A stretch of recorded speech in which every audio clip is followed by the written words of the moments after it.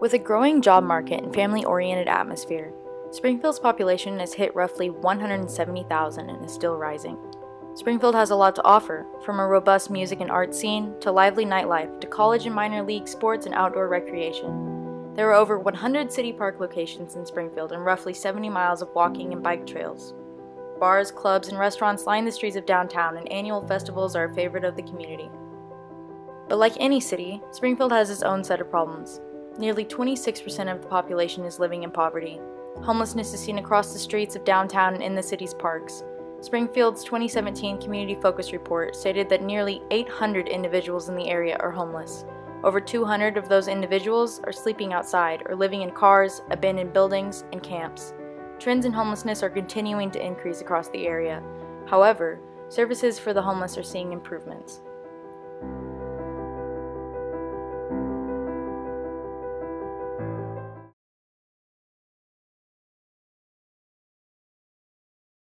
Gathering Tree is a walk-in center, drop-in center for the homeless. And we started this about 9 years ago when we moved downtown. My wife and I live downtown in Springfield. And so we began to see the homeless people, talk to them on the street. And what we realized is there's no place for the homeless to go in the evening time.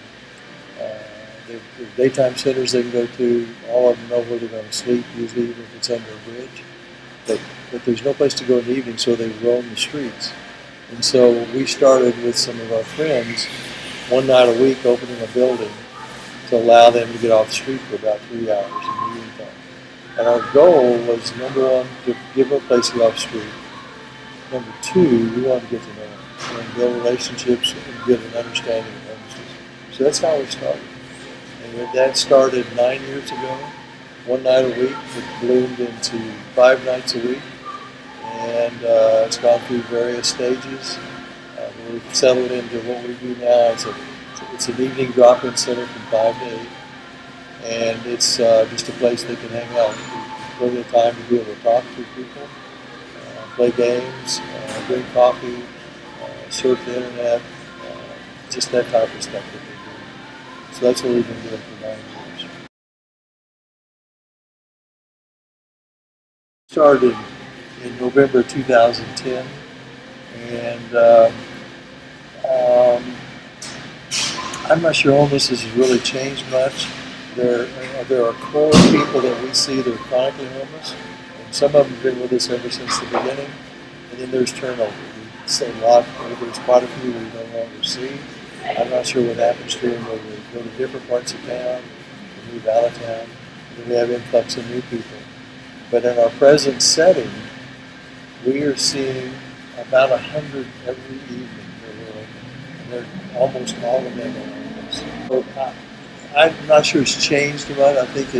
I'm not sure it's even increased a lot, but there's plenty of homeless people.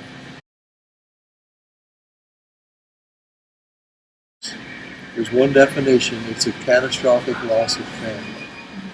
If you think about that. If you think about your own family, I think if you look at your own family and look at your extended family, you'll find somebody that's homeless or would be homeless if it wasn't for family. The family is a safety net. So when they've got safety net, they don't become homeless because the family picks them up. I know that's true in my own family. But if they don't have family, then they have no backup. So then now they're homeless around the street. But that's the definition of homelessness. That's the cause. They go hand in hand. After a while, it's a way to kind of dull their senses, and they're around people that are using alcohol and drugs, and it becomes very easy. The longer they're homeless, the more they're looking at just survival, and this kind of dulls their survival instincts. Or the situation they're in kind of dulls it with drugs and alcohol. It's very common. The role mental illness plays in the homeless community is significant. I would say probably 75% of the homeless people we're seeing have a mental illness. And a significant number have drug or alcohol abuse or addictions too. They go hand in hand. Yeah. But I'd say the mental illness is probably a significant portion of why they're homeless. There's a fair amount of schizophrenia, which is kind of interesting because you don't see that commonly. Lots of bipolar, lots of depression. Those are probably the most common.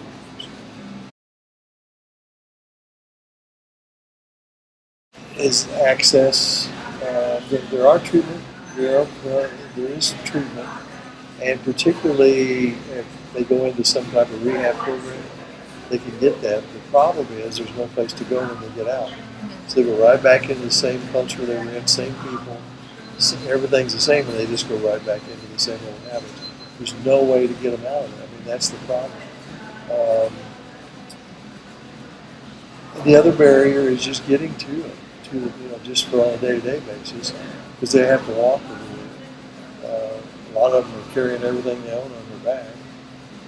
They're riding the bus, and the services are kind of scattered around town. So it becomes difficult, and it becomes very hard to negotiate that system. They basically just kind of give up on trying to get what they need. But I think they can get the care. The problem is trying to get them follow-up and following through with what they're doing. I think that's the biggest problem. The solution for all homelessness is a home. That's kind of a no-brainer. But it takes more than a home. It takes a community. It takes communal living and help through a community. Because what you're trying to do is recreate as close to family as you can. You can't recreate the family, but a community comes close to it. If you stick the homeless person into a home, they won't survive for a lot of reasons. One is they've lost where they're isolated. At least when they're hanging out with other homeless people in camps and stuff, they've got a little community that they do. You stick them in a home, they're lost. And then what they do is they start letting their friends come stay in the home, and after a while they get evicted because of the abuse that privilege. And so it takes not only a home, because that's a basic thing you got to have, but then it takes time to develop a communal living and develop ways to help the people, help them, so they don't get into trouble, don't get into abusing the drugs and alcohol. You can head that off by having them. So that's the key. And so places around the country that are developing structures to develop community for the homeless people are having success at solving homelessness. Most of the things you see that are dealing with homeless are just managing homelessness. It's not solving it. And you've got to solve homelessness by addressing the different demographics of homelessness, because there's no one model that fits all. And so you have to take a segment of homelessness and figure out what does it take for that particular segment. The ones we're dealing with the most are the chronically homeless that have a disability. And so you have to treat them and take care of them differently than you would, say, a mother with a couple of kids that are homeless, because that's a different. So you don't treat each group the same way. But it takes figuring that out and implementing something.